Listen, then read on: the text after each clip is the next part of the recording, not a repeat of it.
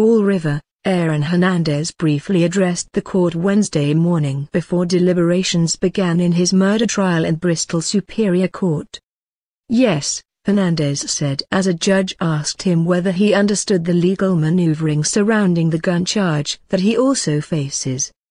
Asked if he had discussed the issue, which involved the jury instruction on the gun charge, with his lawyers, Hernandez, who stood before Garsh in a dark suit and pink tie, said, "Yes, I have, Your Honor."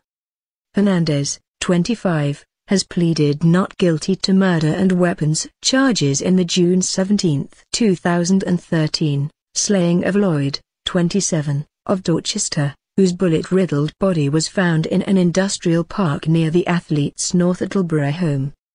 Hernandez faces the gun charge for allegedly possessing a .45 caliber Glock at the time of the killing. He also faces a charge of unlawful possession of ammunition. After Hernandez spoke to Garsh Wednesday, jurors filed into the courtroom and received brief instructions from the judge. They then left to begin their first full day of deliberations. Jurors deliberated for about an hour Tuesday after hearing closing arguments. Hernandez grinned widely on Wednesday morning and clapped one of his attorneys, James Sultan, on the back before court officers led him out of the room.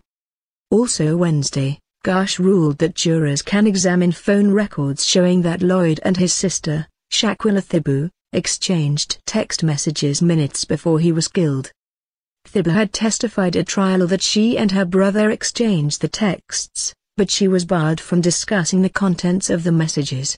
The contents will also be redacted while jurors deliberate.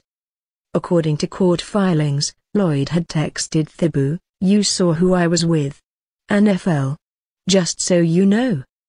On Wednesday, defense attorney Michael Fee argued that the redacted record invites the jury to speculate about the contents of these texts.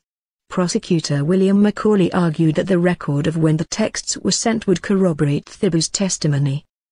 Garsh sided with prosecutors, but ruled for the defense, excluding a second batch of texts between Lloyd and his employer. She said jurors will not see texts that Lloyd exchanged with his boss in the hours before the murder, when Lloyd asked if he was working the next day, and his employer said yes.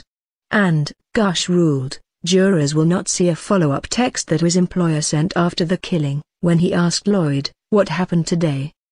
Fee argued Wednesday that that message had some ominous feel to it and was not relevant to the case. Macaulay said the fact that Lloyd did not respond to the text helped establish when he was deceased. After the current trial concludes, Hernandez faces a separate double murder indictment for allegedly gunning down two men